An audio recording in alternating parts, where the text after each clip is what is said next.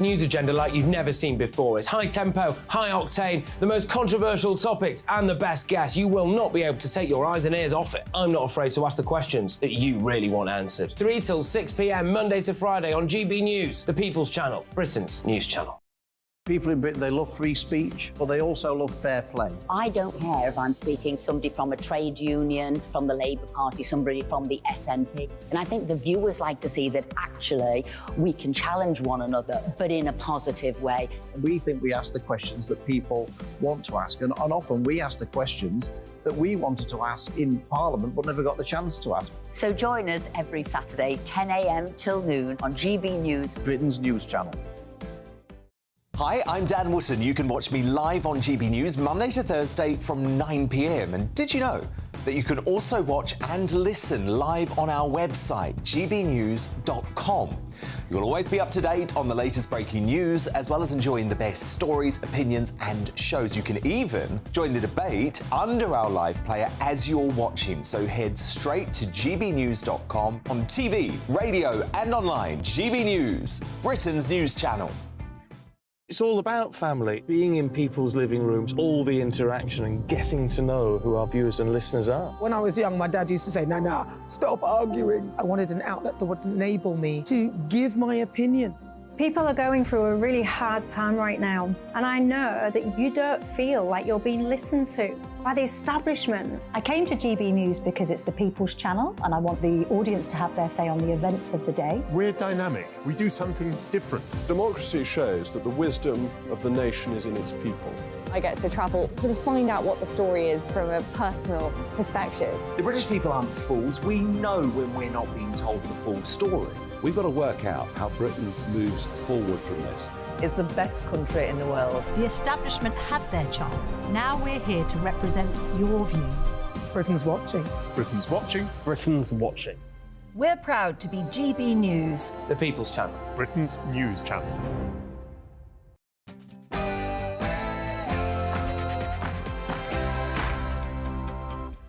Hello there, it's 6 o'clock and I'm Michelle Dewberry. Coming up tonight, Liz Truss, she has issued a warning about our economy. She wants us all to sit and listen, pay attention. Should we or not? And 16-year-olds, should they be given the votes when it comes to a general election? They're kids, aren't they? 16-year-olds, you tell me. And over at the NHS, despite the fact it is creaking at the seams, waiting list pretty much the longest in history, and spending an absolute fortune on negligence, well, it seems that their latest priority is setting up departments for, you guessed it, diversity and inclusion. Millions of pounds ready to be invested. I'm asking you, the right priority or not? And police are now investigating Russell Brand. It's got me wondering, do you think if it ever reached the point of a criminal trial, he would actually get a fair one, given all of the coverage in the media this far? We've got it all to come tonight and more, but before we get into all that, let's grab tonight's latest headlines.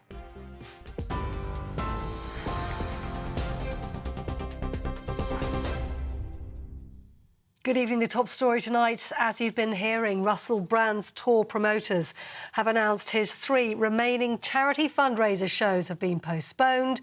It's after the Metropolitan Police this afternoon confirmed they'd received a report of an alleged sexual assault involving the comedian, saying the incident they're referring to occurred 20 years ago. 4 women have accused the 48-year-old of rape and sexual assaults. During the height of his popularity between 2006 and 2013, his publisher has announced they're now pausing all future book projects, and the BBC, Channel 4 and production company Banijay UK have launched internal investigations. Russell Brand denies all the claims against him. Well, in other news today, the government says it'll put measures into place to safely manage American Bully XL dogs. The Prime Minister's promised to ban the breed by the end of the year, but homeowners aren't expected to face a cull of their pets. The government's chief vet suggests the animals should be muzzled in public and neutered. A transition period will also take place and a consultation plan will be launched. The former Prime Minister Liz Truss has been speaking about the government, saying they should be cutting taxes, shrinking welfare spending and raising the retirement age. Speaking at the Institute for Government online event, Liz Truss defended decisions made in her mini-budget. She argued it's unfair to say she'd pursued unfunded tax cuts. She says the government needs to act now before it's too late. I believe that the problems that I was trying to fix last year still haven't gone away. The fact is the country isn't growing fast enough. People are struggling with the cost of living, and we need to get on with delivering lower taxes, but also reforms to things like energy and housing to make life cheaper for people and give people more opportunities. But the Parliamentary Under-Secretary for Enterprise and Markets, Kevin Hollinrake, says he thinks the Prime Minister doesn't have an easy fix to follow. I don't think there's any other option than to do what the Prime Minister is doing now, which is we need to balance the books at the same time as we're doing other things like growing the economy. There is no easy fix to the problems of the cost of living crisis. These are global, international issues, and as well as the hangover of debt we saw from COVID. The economy is growing again more quickly than people anticipated. We are sorting the small boats crisis. All these things the Prime Minister is doing. Our small boat, the number of people coming to the UK is down around 20%. Up 40% in Europe. So we are tackling these big issues, but they're not easy issues to tackle. The MP for Bishop Auckland, Deanna Davison, is stepping down as Levelling Up Minister. She said she's battling chronic migraines and can't commit to the demands of her role. She says it's been an immense privilege and wants to continue to focus on her constituents and promote conservatism from the backbenches. Now, 4 American citizens and 1 British citizen who've been jailed for as long as 8 years in Iran are flying back to the United States as part of a prisoner swap. The British man being freed is 67-year-old environmentalist Morad Tabaz. He's British. He also has US and Iranian citizenship. 5 Iranians imprisoned in the United States have been freed. The prisoner swap took a year to agree upon and includes the release of nearly £5 billion of money Iran earned from selling oil to South Korea. Here, Conservative MP Miriam Cates has spoken exclusively to GB News today about her belief that Britain's tax system is putting people off having children. She says she'll keep on pushing for more flexibility and more options for families. Our country is really an outlier in the way we treat families, and one of the reasons for that is our taxation system. So we don't recognise families or households in the taxation system. So it's actually disadvantageous to have children. And I asked whether they'd look at redistributing this money so that it was much more flexible, so each family could have a budget, decide how they want to spend that money, pay granny, spend more time at home, go to work but have more flexible childcare. But they're not interested in that policy at the moment. And as I said, I think this policy is fairly fixed for this Parliament. And lastly, the Princess of Wales has visited the Royal Naval Air Station in Somerset. Kate, who's Commodore-in-Chief of the Fleet Air Arm, was shown around the Royal Naval Air Station Yeovilton, one of the busiest military airfields in the UK. She also spent time in air traffic control, meeting staff and speaking to an airborne Wildcat helicopter crew as they came in to land. You're with GB News across the UK, on TV, in your car, on digital radio and on your smart speaker by saying play GB News. This is Britain's news channel.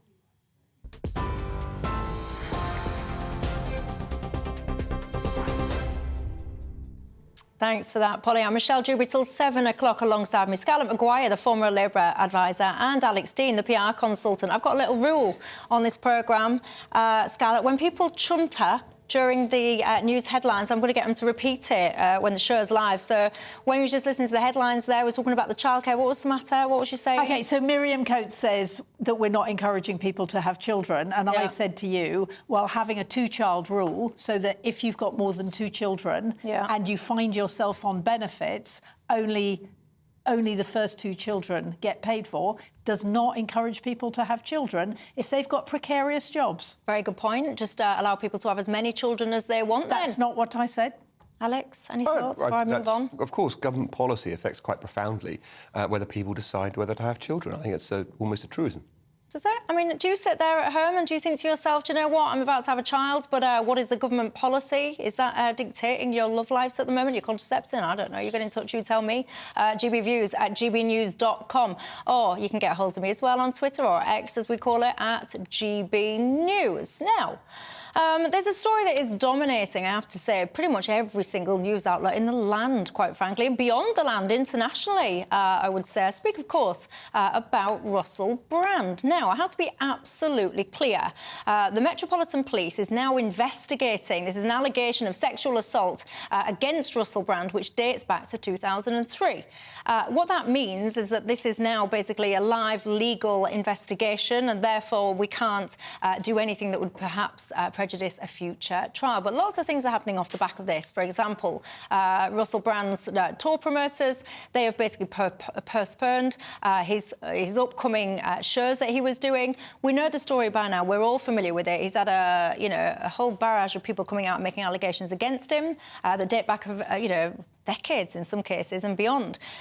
I'm very interested in your view on this because not only are you a PR guru, and I'm going to come on to the PR side of it in a second, you are also a barrister. Yeah. And it's got me thinking today, so it has, whether or not, and I'm not preempting anything, but if this actually did make it to a court, any of these allegations, the amount of coverage that has been had, would Russell Brand ever get, or someone in Russell Brand's position, if it was all things equal, would you get a fair trial in a court of law, do you think? You can absolutely have a fair trial even after huge amounts of publicity. And the trial, for example, of the doctor who treated Michael Jackson, who received wall-to-wall, week after week, publicity, even dwarfing what we've seen in this example, or indeed the case most recently in this country of Kevin Spacey, who was exceptionally high profile, went through the media ringer and then some, and was, of course, acquitted, which I think demonstrates the worth of the system.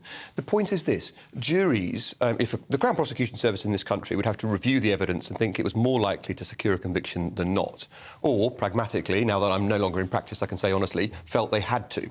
In either way, they would then bring a case, and the jury in such a case would be instructed by the judge to disregard what they had heard or read about the case in the past and focus solely and wholly only on the evidence that was presented before them.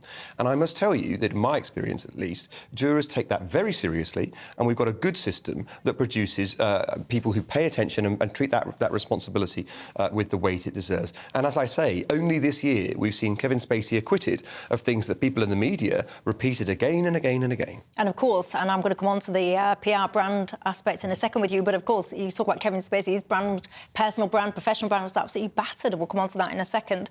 It's all well and good saying, Alex, talking about the process as it is. You know, jurors essentially forget everything that you've seen and read and all the rest of it, and now when you enter this room, your mind is a blank piece of paper. People are not robots.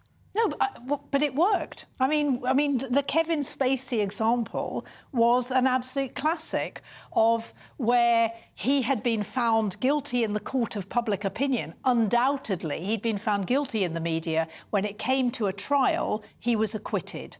Right, and that was it, because the jury listened to the arguments, they listened to the evidence, and they acquitted him. It was, and the judge makes sure that this happens, and will say, yes, when he sums up or she sums up, will say, you know, these are the things to go away and think about. So everybody does their best to make sure there is a fair trial. But the thing about Russell Brand is, leaving aside the allegations, I mean, if you just have to listen to what he was doing, what he was saying, and I mean, the way he talked about women, the way he treated women. I mean, the classic was, I mean, it was just awful, actually, on any level, of when he rang up somebody to say that he'd been having sex with Was this the Andrew Sachs thing? Yes, say he'd been having... Yeah, and he lost his job as a consequence of that. Yeah,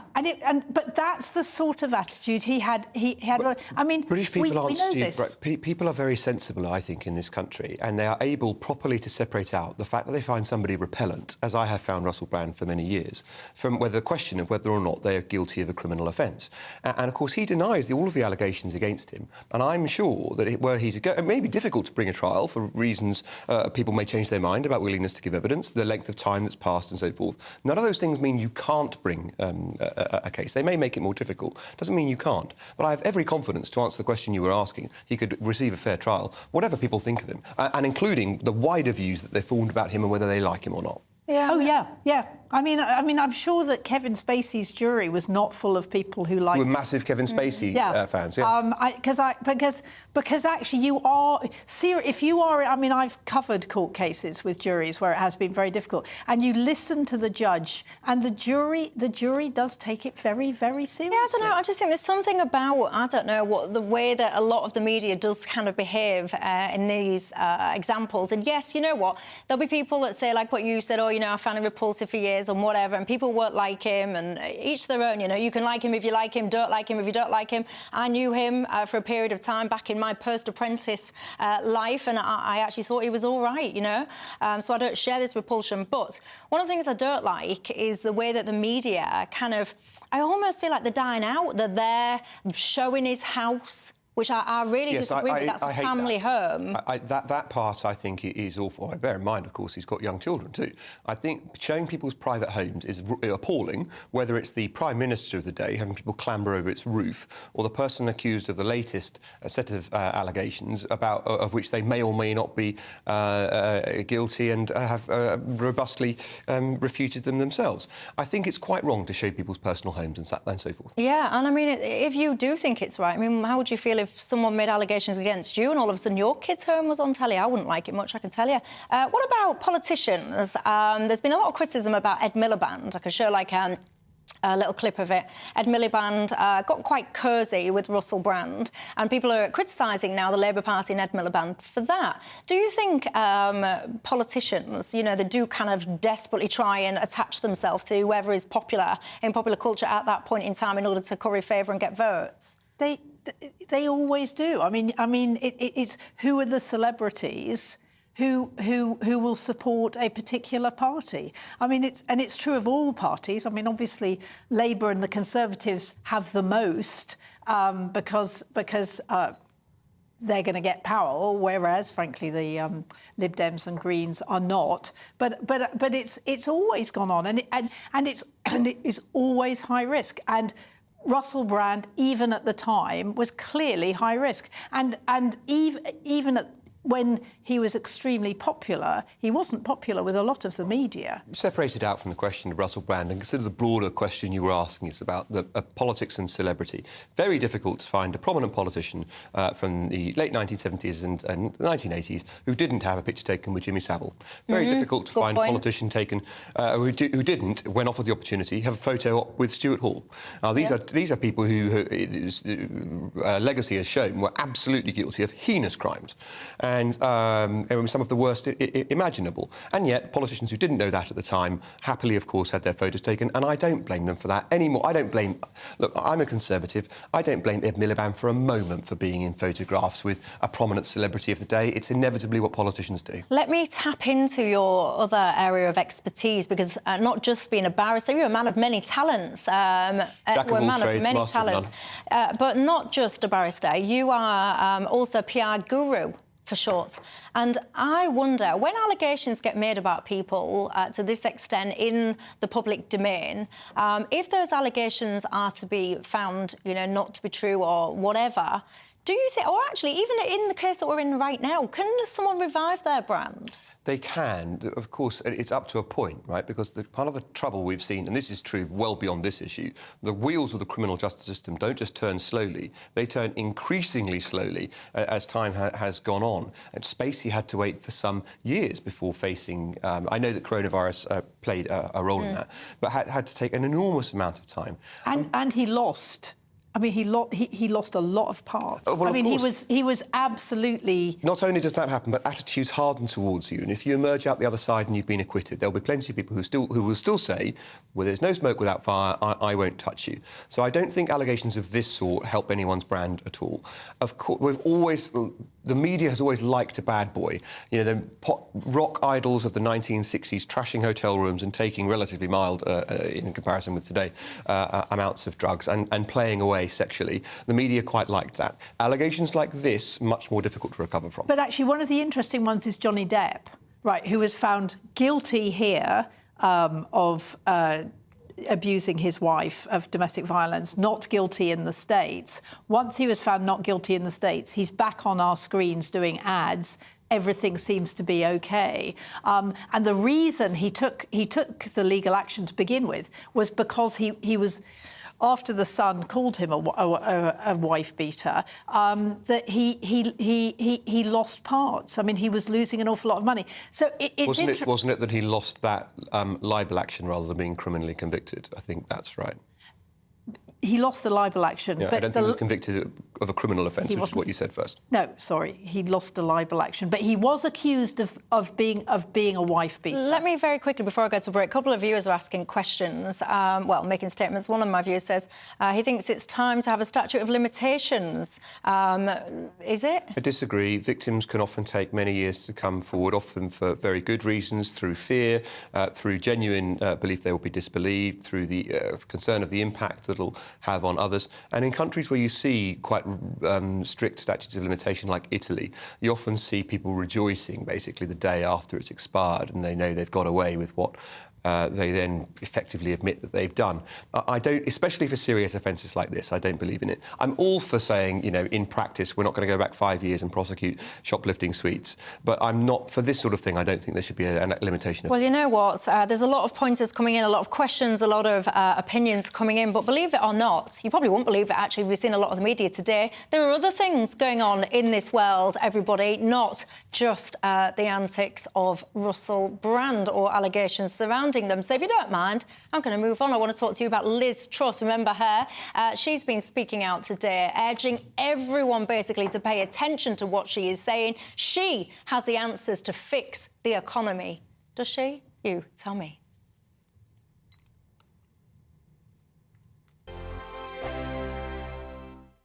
What you get for breakfast is something that, if we do our jobs right, you will wake up to news that you didn't know the night before. It's a conversation. It's not just me and Eamon. We want to get to know you, and we want you to get to know us. From 6, it's Breakfast with Eamon and Isabel. Monday to Thursdays on GB News, Britain's news channel. Westminster is going around in ever-decreasing circles, followed by the media. Britain is broken. How on earth did we get into this mess? But more importantly, how do we get out of it? Join me at 7 p.m, Mondays to Thursdays on Farage, here on GB News. We will have open, rational debate. We've got to work out how Britain moves forward from this. Join us here on GB News, the People's Channel. Britain is watching. When the news happens, it happens here. And really important breaking news. Breaking news this morning. On TV, radio and online, the news starts here on Britain's Newsroom. All the biggest stories and the answers that you need from across the UK and beyond. Join Britain's Newsroom from 9:30 on GB News. The People's Channel, Britain's news channel. Join me, Patrick Christie's, Monday to Friday, 3 till 6. We tackle the day's news agenda like you've never seen before. It's high tempo, high octane, the most controversial topics and the best guests. You will not be able to take your eyes and ears off it. I'm not afraid to ask the questions that you really want answered. 3 till 6 p.m, Monday to Friday on GB News, the People's Channel, Britain's news channel. People in Britain, they love free speech, but they also love fair play. I don't care if I'm speaking somebody from a trade union, from the Labour Party, somebody from the SNP. And I think the viewers like to see that actually we can challenge one another, but in a positive way. We think we ask the questions that people want to ask, and often we ask the questions that we wanted to ask in Parliament but never got the chance to ask. So join us every Saturday, 10 a.m. till noon on GB News, Britain's news channel. It's all about family, being in people's living rooms, all the interaction and getting to know who our viewers and listeners are. When I was young, my dad used to say, "Nah, stop arguing." I wanted an outlet that would enable me to give my opinion. People are going through a really hard time right now, and I know that you don't feel like you're being listened to by the establishment. I came to GB News because it's the people's channel, and I want the audience to have their say on the events of the day. We're dynamic. We do something different. Democracy shows that the wisdom of the nation is in its people. I get to travel to find out what the story is from a personal perspective. The British people aren't fools. We know when we're not being told the full story. We've got to work out how Britain moves forward from this. It's the best country in the world. The establishment had their chance. Now we're here to represent your views. Britain's watching. Britain's watching. Britain's watching. We're proud to be GB News. The People's Channel. Britain's news channel.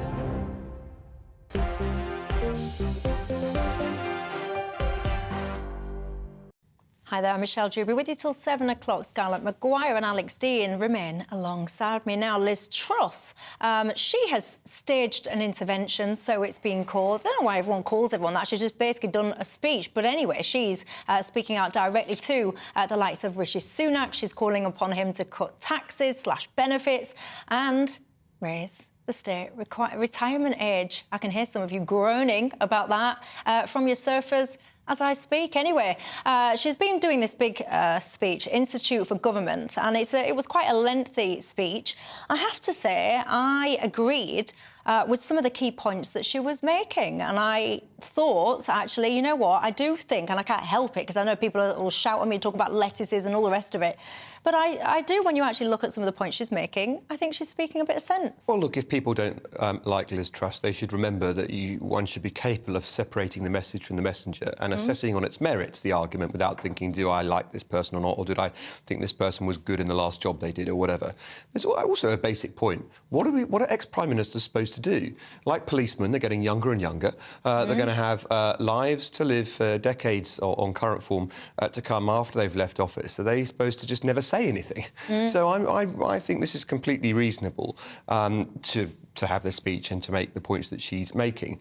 I would say the situation that happened last year after Liz Truss went into Number 10 is something that should give anyone pause and think about reforms. But I mean, the one that really caught my eye was suggesting corporation tax should be back where it was at 19%. Well, that wasn't regarded as controversial at all in this country for years. Now, some of our international competitors did think that 19% was too low, but it's still higher than the Irish. It's not a completely, out with an uncontroversial position to have taken. But I'm sure it does Jeremy make us Hunt, more competitive internationally. Jeremy Hunt, I'm sure, unless my memory fails me, which it does a lot these days, I'm sure that when he was trying to get elected as the leader of the party, I'm sure that was one of the things that he used to campaign on. That is correct. Reducing... And he has been asked about that, and his reply, make of it what you will, his reply is, I haven't changed my mind on the destination, I've changed my mind about how to get there. Right, well, I'll tell you some of the things that I agreed with Liz Truss from her speech today. State spending, she says, now accounts for nearly 50% of GDP. She's calling that out. She's calling out the fact there's a massive burden on regulation. She's saying our tax system is way more complicated than it needs to be. Alex's point, very valid. She's talking about reducing corporation tax. She's talking about reforming what they call the IR35 regulations. What is to disagree with in that? I'm just amazed that Liz Truss thinks that she can come and tell us how to run a country when she was given a chance and didn't, right? Was she given a fair crack of the whip? Well, it wasn't people like me who got rid of her. It was the financial markets. I mean, it was the Tory party who said we can't go on. I mean, I remember being at Labour Party conference and watching the pound plunge. It was the markets that decided that she wasn't any good. The big thing about Liz Truss is she talks about growth. Who is anti-growth? I mean, that's what it is. She talks as though she's the only person who knows how to do it. No, I actually don't think that state spending should go down. I mean, I certainly don't think that benefits should be cut. And that is one of the problems that when she was in power. So she had tax cuts for the rich, and she wanted benefit cuts so that the poor, and I mean, trying to live on benefits is pretty tough. They get very little. And actually... No one should be living on benefits, though, unless they physically are not able to go to work, though. Well, there are a lot of people who are trying to get jobs who are physically unable to go to work. I mean, you don't have to physically go to work in this day and age. You can work from home. No, I know.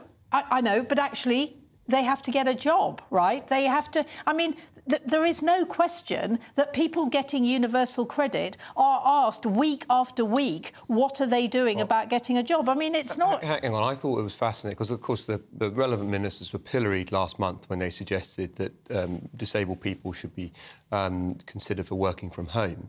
And the guns of those criticising them were rather spiked when somebody thought to ask the people concerned, would you like, if you had the opportunity, to work? And a very significant number of them said, yes, I would like. It's empowering to work. I would like. No, I can't go down. I'm not going to be neither shelf stacking nor pole vaulting. But if I can work at a desk in my house and suitable accommodation can be made, I would like to do it. And I thought that was great. Actually, the charity said, yes, of course people would like to work from home, but they would like to be supported rather than told that if they can't do it, they'll have their benefits. Well, that's cut. what I just said. I think what we want is, yes, of course we want more people being able to work. We want people who are stuck at home not to just be sitting there, but to actually be able to work. It's really good for them, and most of them want it. But actually, you have to help them. Well, right? That's why I said... Instead of saying, you know, if you don't do it our way, we're going to cut our benefits. That's why I said about suitable accommodations being made. But let's try it a different way then. We've had... an enormous number of people since coronavirus began in this country added to the unable to work bracket. Long-term sick, going on to disabled, and so forth.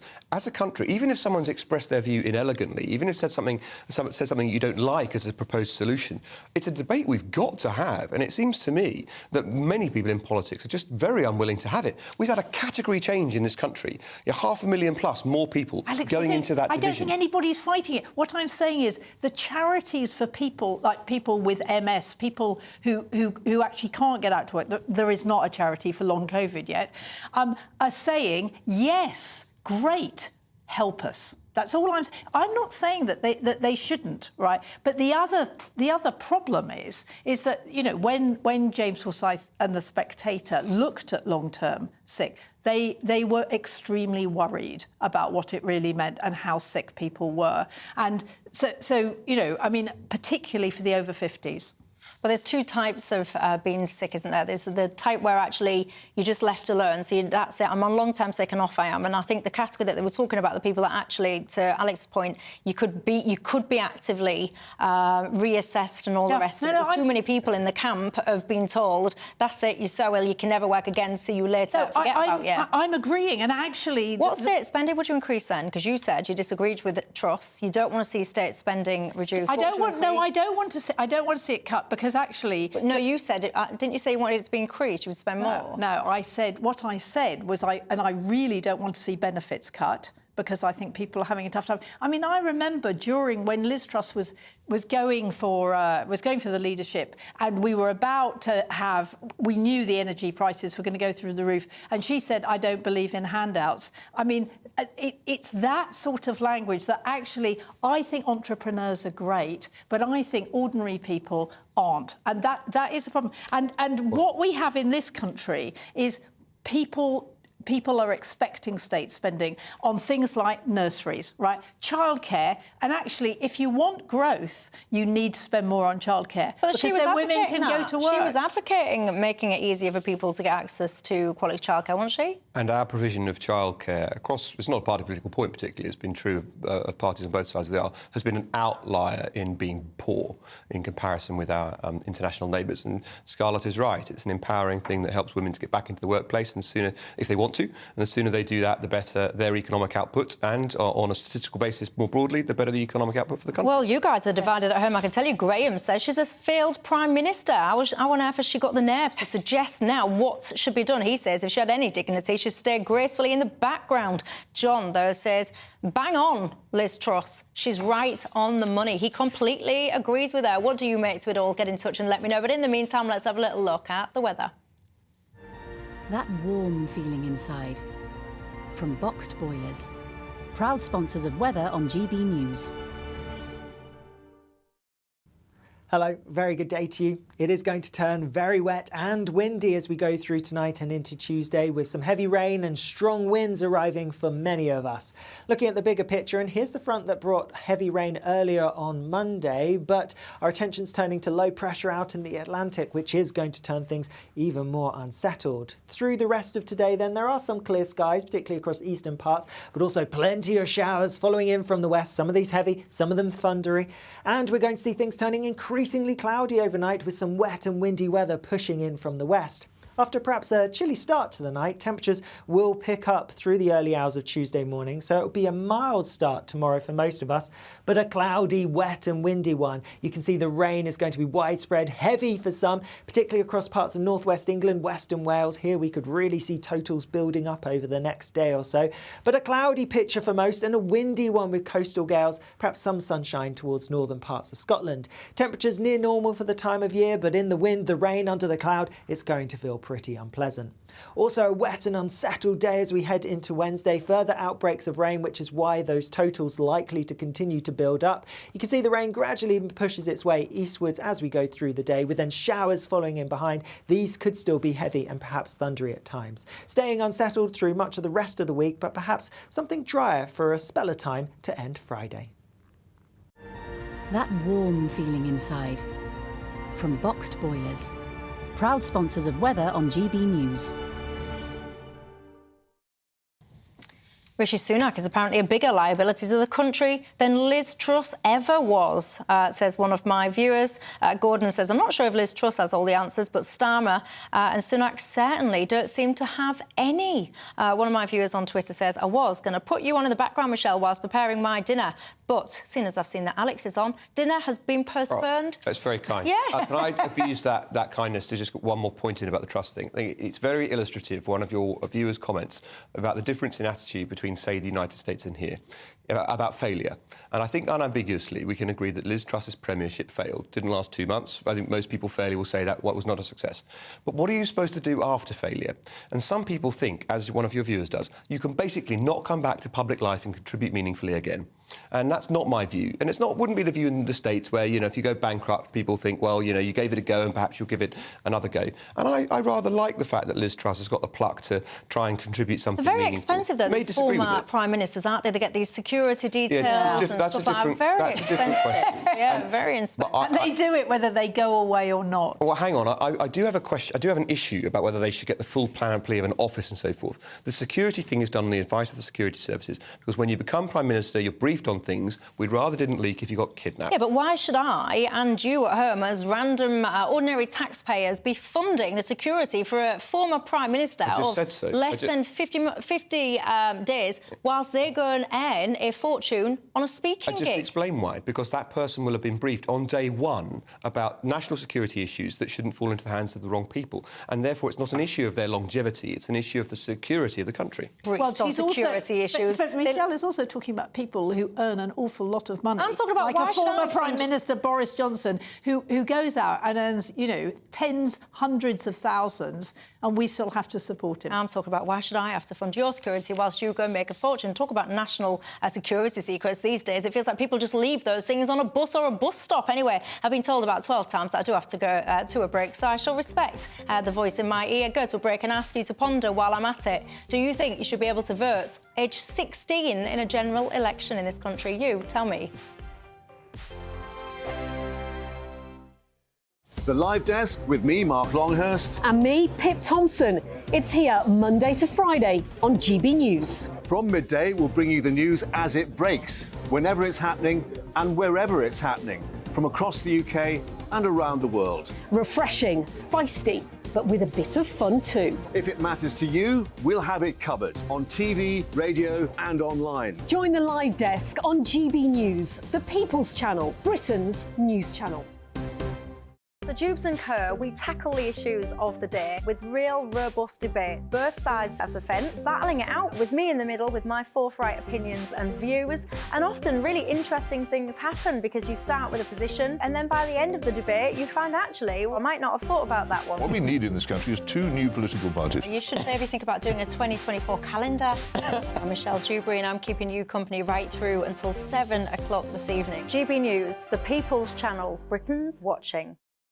Monday to Thursday, 9 p.m. till 11 p.m. Join me, Dan Wootton, for 2 hours packed full of unfiltered opinions, unique takes, and fiery debates. I guarantee you blockbuster guests and exclusive reporting with no spin, no bias, no censorship. I think there is a culture of collusion, quite frankly. And no reason to go to bed. That's Dan Wootton tonight on TV, radio, and online. Monday to Thursday from 9 p.m. till 11 p.m.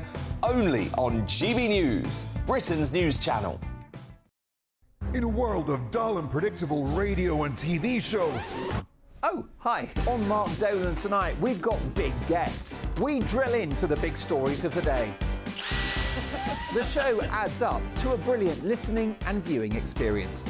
Mark Dolan Tonight is the most entertaining current affairs show ever, and that's a fact. That's Mark Dolan Tonight, Friday, Saturday and Sunday from 9. Only on GB News, Britain's news channel. Like all families, we have arguments every now and then, but actually we agree on what the mission of GB News is, and that's the most fundamentally important thing. GB News provides the kind of platform that lets all voices be heard. We don't hold back. We're free to say what we really think. Just because some people who live in a tiny little Westminster bubble think that their particular story is important, that's not the most important story for me. And often they will be difficult stories, stories that you won't find on the establishment media. Because what people think in the north of England may be very different to what they're thinking in the home counties. We're going to carry on telling the world what life is really like for households up and down the UK. We love to be in your car, in your kitchen as you're having your breakfast. Whatever you're doing, you are part of the show. If it matters to you, it matters to us. Britain's watching. Britain's watching. Britain's watching.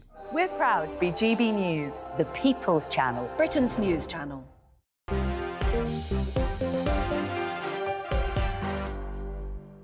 Hi there, I'm Michelle Dewberry with you till 7 alongside Miss Scarlett Maguire and Alex Dean. I was asking you to ponder during the break whether or not you think 16-year-olds should be allowed to vote in a general election. That could be the plan, it looks like, if Labour do indeed get in. One of my viewers on Twitter, Joseph, he said, 16-year-olds voting, never mind voting, hire them. Teenagers, they know everything, apparently. Let's talk about this, 16-year-olds voting in a general election. Why is Labour so keen on it? Actually, I just think they think it will extend democracy. The reason... Come on. Did you say that with a straight face? Yes, it was a Conservative former MP who persuaded me that 16-year-olds should vote. And what she said is it brings civics into school, is that you get them in school doing elections in school, talking about it, and you're then set for life. And the problem is young people not voting, and it's how to get young people voting. And she felt very, very strongly. I mean, since when are you think young people are incredibly left-wing? I don't. I'm looking at you with a glint in my eye because I think a lot of people say, oh yeah, a lot of people on the left say get all these 16-year-olds involved because they think that actually the 16-year-olds would turn out in favour of more left-leaning parties, particularly when it comes to the economy and stuff like that. So hence, I think the theory would be that the left-leaning aspects of politics would actually benefit. Where do you stand on it all? Well, of course, I respect Scarlett greatly, but it's fair, and I really admire the poker face in maintaining that it's not because you think there might be electoral advantage. I think there really might be some electoral advantage, and it's not just, of course, Labour that might think that. The SNP north of the border have thought of that too. But look, whilst accepting there's an aspect of arbitrariness about this per se, wherever you put these lines. I think that the 18-year-old yardstick is about right. After all, you can't sign legally binding contracts or get a tattoo or buy a packet of cigarettes until you're 18 in this country. And it seems to me to be strange that you should be able to vote before that but couldn't make personal decisions like those ones. I mean, you can be the ward of the court in this country until you're 18. So you could be a ward of the state, but you'd still be able to decide who the decision makers are who run the state. That seems rather peculiar to me as well. Alex. When you need your parents' consent to get married until you're 18, the idea that you should be able to decide who governs a country, but you still can't decide to tie the knot, seems rather peculiar to me as well. Don't you think it would be good? I mean, this is what persuaded me. It would be good if you could bring politics into schools and get people voting. What we want, right, there is no question about it, we want more people voting. Right, so that actually it is more democratic, and we know it's the over 65s who vote, and it's the under 40s, under 35s who don't, and it's to start to get them interested in politics, to have them discussing politics. And going to vote. But I conceded at the beginning that wherever you draw the line is going to feel, to some extent, rather arbitrary. Of course. Your argument extends to 12-year-olds as much as it does to 16-year-olds. So I don't know why, if you think the most important thing is having young people voting and involved in schools, why set it at the age where many people leave? Why not have it at 10? No, it's got a good point. Actually, people don't. What I was thinking of was you have sixth forms. You have sixth forms. Oh, only the enlightened who stay on. They're not those who leave at 16. No, I mean actually. Very, very few people leave school at 16. Plenty of people these leave days. at 16. And they can vote. Then about why 16? Why, if what you want to do is get into schools and indoctrinate, or should I say educate, depending on what you believe, people into the world of politics, why 16 then? Because, I mean, at 16, there's lots of things you can do at 16. Your point is an arbitrary point. I agree. Like join the army. You can't serve on the front line, though, at 16. No, but you can join the army. With your right? parents' consent. You can join the army. With your parents' consent. So that you can... Do you want to vote with your parents' consent? I think most 16-year-olds will vote like their parents, actually. I mean, I think this is a complete myth about 16-year-olds. I think people... I mean, looking at my kid, people... When you get radical, it's about when you're 25. But just... It's not. So I'm not. It's not about that. It's about actually. It's helping people, and I don't. And I just think sixth form is a great time. Help me understand. To take politics seriously. Help me understand. So let's say I accept your point. It's not about electoral advantage, and it's about bringing democracy into schools. All the arguments you've just said about 16-year-olds, why don't they apply to 15-year-olds? Because why is it 18 and not 17? I mean, you have... OK, the thing about 16 is it's the sixth form. It's a good place to have it, right? And 16... There'll be plenty of people watching who didn't stay on past 16 and plenty of people watching whose children didn't stay on past 16. Yeah, and they can vote. We're not saying they can't vote. I'm just saying that it's really good to have that debate, that you know, you can do politics for A-level, you can do politics to all sorts of things. I'm all for civics. I just don't think that means you need to have the vote at 16. What do you guys think at home? Do you have you got a 16-year-old? Could you imagine them voting? Davis says, never mind lowering it. He says he thinks he would raise it probably to about the age of 30, or he says, failing that, 50. Cool, blimey. Josh says, I do. I think it needs to be increased. He says it should be increased to 25. Craig says it should be increased to 21. Maggie said, I can remember what I was like when I was 16. She says, I was absolutely balmy. So she says, looking back at how she would have voted then, she would perhaps have changed her mind and then some by now. Barbara said, if someone is getting child allowance, family allowance for a child, then the definition, the clue is in the word child, and that child should not essentially be able to vote. Just have a quick look as well what's going on the rest of the world when it comes to voting ages and who is doing what. I can pop some of those up on your screen, I think. Can I? Yes, there you go. Look at that, 20. So some of you're saying you're 20, you want it 21. Who was it who was saying to be 21? You're in bed with places like Singapore and Malaysia. 25, that brings you in line with the United Arab Emirates. Let's have a look. Where else? What's going on? Scotland and England, by the way, you can vote 16 in local elections. Wales, not England. Yeah, Scotland and Wales. Sudan, you've got to be 17. South Korea, everyone, you've got to be 19. So there you go. If you're sitting there thinking about some of those ages, that is how you fit into the international stage. Let me know, do you have a 16-year-old? Do you think that they should get the vote? Alan says it's far better that 16-year-olds are given the vote as opposed to expats that haven't lived in the UK for years, but they still get a vote. I don't know. That's a view. You tell me what you think to it. Do not go anywhere, though. Quick break. I've got lots to come before we leave. Monday to Thursday nights on GB News. At 6, it's Dewbs & Co. 7 o'clock, Farage. At 8, join Jacob Rees-Mogg. And at 9, Dan Wootton Tonight, followed by headliners. On TV, radio and online. This is GB News. Now then, Lee Anderson here. Join me on GB News on my show, The Real World, every Friday at 7 p.m. I'm not eating bloody cat. Are you Delicious. mental? Put in your mouth. OK, here comes a train. Reminds me of the scene in Singing in the Rain. Adam, is that a good one? Whoa! Join me at 7 on GB News, Britain's news channel. Join me, Camilla Tominey, on Sunday mornings from 9:30, taking the politicians to task and breaking out of SW1 to see how their decisions are affecting you across the UK. Bursting the Westminster bubble every Sunday morning, only on GB News, the People's Channel. Britain's watching.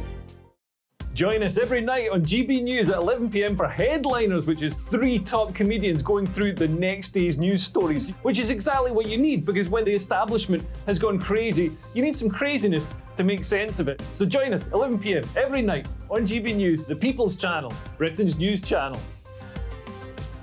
I'm Andrew Doyle. Join me at 7 o'clock every Sunday night for Free Speech Nation, the show where I tackle the week's biggest stories in politics and current affairs with the help of my 2 comedian panellists and a variety of special guests. Free Speech Nation, Sunday nights from 7 on GB News, the People's Channel, Britain's news channel. Every Sunday from 11, join Michael Portillo. There will be topical discussion, looking at the week before and the week to come. So kick back and relax at 11 a.m. on Sundays on GB News with me, Michael Portillo. GB News, the People's Channel, Britain's news channel.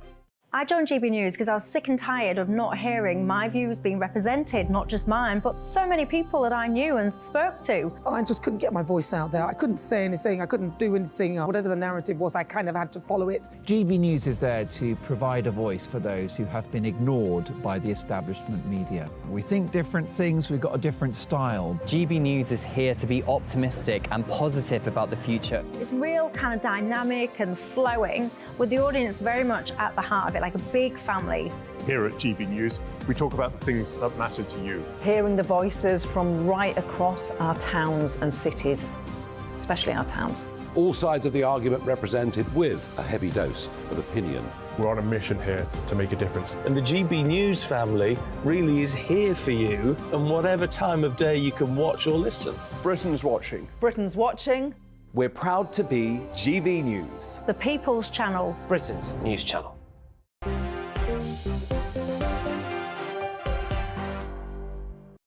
Hi there, I'm Michelle Dewberry with you till 7 o'clock tonight. Scarlett Maguire, the former Labour advisor, alongside me, as is Alex Dean, the PR consultant. You've also got a podcast as well. Yep, the Hidden History Happy Hour. Season 2 drops today. There you go. His new podcast dropped today. Do me a favour, don't all flood off my show and go and listen and watch it. You can wait until after 7 o'clock if you don't mind. Anyway, I do like entrepreneurialism, so I do like to give a shout-out when people cracking on with endeavours. I like it. Anyway, I'll tell you who is cracking on spending the money. That is the NHS. Never mind the fact they've got massive waiting lists, spending an absolute fortune on medical negligence claims and stuff like that. What is their priority? I hear you asking, sitting there in their management meetings. Guess what? They've decided that they want to create hundreds of brand new diversity and inclusion roles. They're going to create 3 new departments, basically, collectively, that will employ 244 people. One of the things that raises my eyebrow, though, that is at least half of those people will earn at least £50,000. You know, there has been conversations about cracking down on what some people in the government have called, like, workery, basically. What do you think to it all, Alex? I wouldn't... so Scarlett was saying... was struggling to identify bits of state expenditure she might avoid, which is a philosophical position I understand and respect, but differ from. And I don't think that the government should have any diversity or inclusion officers. I certainly don't think that it should be anyone's full-time role working for the state at all. If a private company wants to entertain such fripperies and explain to its shareholders why their returns might be lower because they've decided to spend on that, that's one thing. But taking taxpayers' money and spending it on full-time roles, or even part-time, part of people's jobs, to me seems to be wrong. I've watched Patrick Christie's show with interest when he was talking about somebody in these roles earning twice what a nurse earns. That seems to me to be wholly wrong. I can give you some examples of this. Head of Diversity, Equity and Inclusion in Aston-under-Lyme, you can get up to 68.5 grand for that. In Dartford, they're paying 70.5 grand for the same kind of role. 53 grand here, 50 grand there, 58 grand there. I did a bit of digging today. I had a bit of time on my hands. According to Forbes, right, get this, the adversity, no, not adversity, although some people would say that, the equality and diversity, do you know how much that industry is worth? No. Well, luckily for everyone, I do. It is $7.5 billion it was estimated at 2020, and that apparently will double by 2026. So this is a very lucrative racket for those involved. OK, so some years ago, I wrote a book called Best Companies for Women, and it was private and public sectors, and it was how the companies were trying to mostly keep women to come back, and the work they had to do to get women to come back after having children, and to make sure that the promotion was proper. Now this was back in the 80s, and it was women rather than anybody else. And when I spoke to the company, the people at the top of the companies, they said what's really important is we're losing half the workforce, and what we're doing is we're losing an awful lot of people who should be that we want back, and we haven't got enough range. And so actually the reason that private companies are very keen on diversity is because it actually makes them perform better, and it does take a lot of money and a lot of creativity to work out how, first of all, to get women back. But on the other side of promoting, I mean, one does look at the NHS and you see all these nurses, most of whom are women, many of whom are ethnic minorities, and the higher you go, the whiter and more male it gets. And you actually think, are they doing the right thing? And it matters because actually we need to look at people in the round, and that's the way it's done. And the reason that they do it is not because it's an industry that makes lots and lots of money, but actually because it really benefits people. I want to just share with you some of these departments, what they're going to be called. So you've got Equality, Diversity and Inclusion, People and Culture, and People and Communities. As I said, 244 roles. They had a target to create the NHS and extended boards, 50-50 men and women. I sit there and I think to myself, because you call it like 50-50 gender balance, they're going to tie themselves in knots, because they're simultaneously sitting there saying we've got these gender-based targets, whilst equally simultaneously not even being able to define what a woman is, and then simultaneously saying that actually as a woman is pretty much anyone that says that they are one these days. So how will that all work then when it comes to gender balance? And why do we need 50-50 on the boards? But because we're lacking women. I mean, that's what I mean. In the city, they know that having male-dominated boards, and particularly white male-dominated boards, and particularly privately educated white male-dominated boards, is actually not good for business. But hunting out a board member purely because they've got a vagina is a little bit odd. That is completely wrong. Is that What's they'll wrong? get really, really good women. There are lots and lots of really good women that have been overlooked for years and years and years because they're women. And it's a way. It's what it's saying is open your eyes and let's actually get some really good women onto these boards so that we can change the way we operate. You know what? On the flip side to this is a lot of people that are in minority groups within the NHS. They will sit out and say that they have been bullied and all the rest of it. So there'll be lots of people, I suspect, that will indeed support that diversity push. Look, that is all we've got time for. Scarlett, thank you very much. Alex as well, thank you. Don't forget, everyone, now that my show's finished, while you're busy listening to Nigel, you can also busy your hands getting his podcast as well and a little bit of history. But for now, that is all we have got time for. Do not go anywhere. As I mentioned, Nigel Farage up next. Have a good night. See you tomorrow. The temperature's rising. Boxed Solar, proud sponsors of weather on GB News. Hello, very good day to you. It is going to turn very wet and windy as we go through tonight and into Tuesday, with some heavy rain and strong winds arriving for many of us. Looking at the bigger picture, and here's the front that brought heavy rain earlier on Monday, but our attention's turning to low pressure out in the Atlantic, which is going to turn things even more unsettled. Through the rest of today, then, there are some clear skies, particularly across eastern parts, but also plenty of showers following in from the west, some of these heavy, some of them thundery, and we're going to see things turning increasingly cloudy overnight with some wet and windy weather pushing in from the west.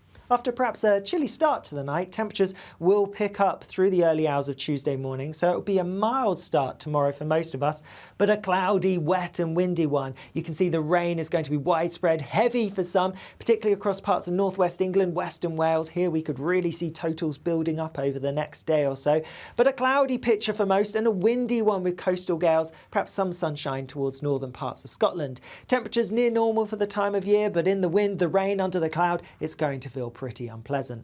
Also a wet and unsettled day as we head into Wednesday. Further outbreaks of rain, which is why those totals likely to continue to build up. You can see the rain gradually pushes its way eastwards as we go through the day, with then showers following in behind. These could still be heavy and perhaps thundery at times. Staying unsettled through much of the rest of the week, but perhaps something drier for a spell of time to end Friday. The temperature's rising. Boxed Solar, proud sponsors of weather. What you get for breakfast is something that, if we do our jobs right, you will wake up to news that you didn't know the night before. It's a conversation. It's not just me and Eamon. We want to get to know you, and we want you to get to know us. From 6, it's Breakfast with Eamon and Isabel. Monday to Thursdays on GB News, Britain's news channel. Westminster is going around in ever-decreasing circles, followed by the media. Britain is broken. How on earth did we get into this mess? But more importantly, how do we get out of it?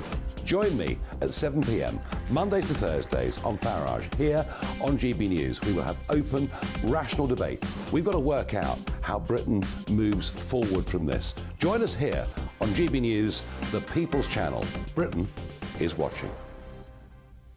When the news happens, it happens here. And really important breaking news. Breaking news this morning. On TV, radio and online, the news starts here on Britain's Newsroom. All the biggest stories and the answers that you need from across the UK and beyond. Join Britain's Newsroom from 9:30 on GB News. The People's Channel, Britain's news channel. Join me, Patrick Christie's, Monday to Friday, 3 till 6. We tackle the day's news agenda like you've never seen before. It's high tempo, high octane, the most controversial topics and the best guests. You will not be able to take your eyes and ears off it. I'm not afraid to ask the questions that you really want answered. 3 till 6 p.m, Monday to Friday on GB News, the People's Channel, Britain's news channel. People in Britain, they love free speech, but they also love fair play. I don't care if I'm speaking somebody from a trade union, from the Labour Party, somebody from the SNP. And I think the viewers like to see that actually we can challenge one another, but in a positive way.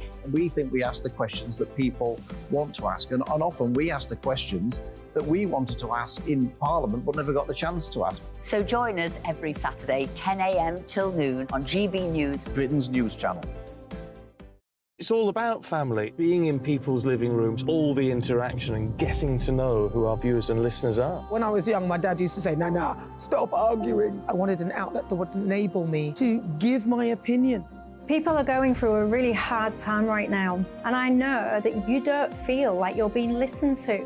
by the establishment. I came to GB News because it's the People's Channel and I want the audience to have their say on the events of the day. We're dynamic. We do something different. Democracy shows that the wisdom of the nation is in its people.